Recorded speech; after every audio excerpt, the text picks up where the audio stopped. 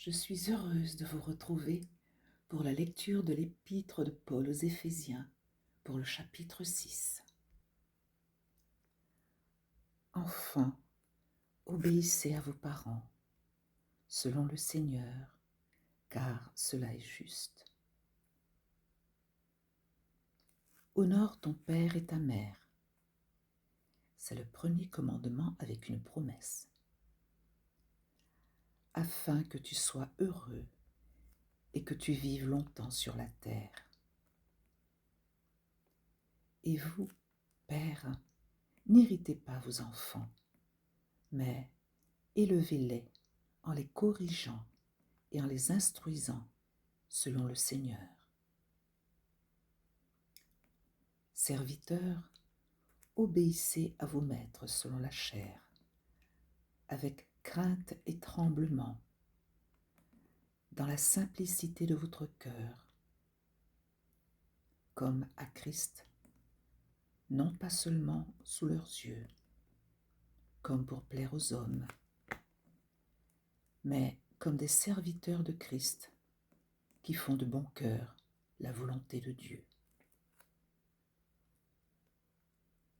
Servez-les avec empressement, comme servant le Seigneur et non des hommes, sachant que chacun, soit esclave, soit libre, recevra du Seigneur selon ce qu'il aura fait de bien. Et vous, maîtres, agissez de même à leur égard, et abstenez-vous des menaces, sachant que leur maître et le vôtre est dans les cieux, et que devant lui, il n'y a point d'acception de personne. Au reste, fortifiez-vous dans le Seigneur et par sa force toute-puissante. Revêtez-vous de toutes les armes de Dieu afin de pouvoir tenir ferme contre les ruses du diable. Car nous n'avons pas à lutter contre la chair et le sang, mais contre les dominations, contre les autorités, contre les princes de ce monde de ténèbres, contre les esprits méchants dans les lieux célestes. C'est pourquoi prenez toutes les armes de Dieu afin de pouvoir résister dans le mauvais jour et tenir ferme après avoir tout surmonté. Tenez donc ferme, ayez à vos reins la vérité pour ceinture. Revêtez la cuirasse de la justice. Mettez pour chaussure à vos pieds le zèle que donne l'évangile de paix. Prenez par-dessus tout cela le bouclier de la foi, avec lequel vous pourrez éteindre tous les traits enflammés du malin. Prenez aussi le casque du salut et l'épée de l'esprit, qui est la parole de Dieu. Faites en tout temps, par l'esprit, toutes sortes de prières et de supplications. Veillez à cela avec une entière persévérance et priez pour tous les saints.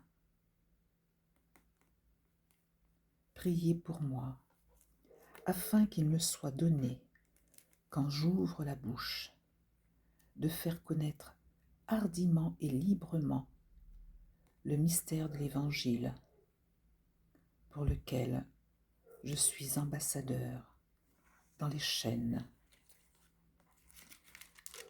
et que j'en parle avec assurance, comme je dois en parler, afin que vous aussi, vous sachiez ce qui me concerne et ce que je fais. Le bien-aimé frère et fidèle ministre dans le Seigneur, vous informera de tout.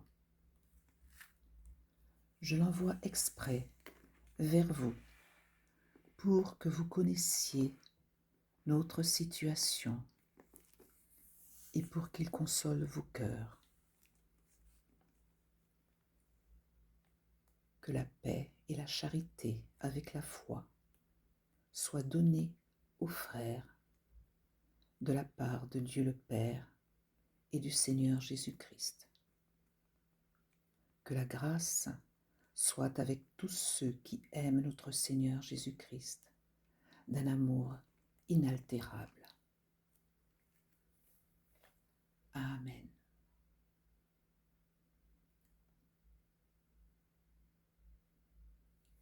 Je vous remercie de m'avoir accompagné durant ce challenge qui se termine aujourd'hui, puisque nous étions au dernier chapitre. Je vous en félicite et je vous dis bravo.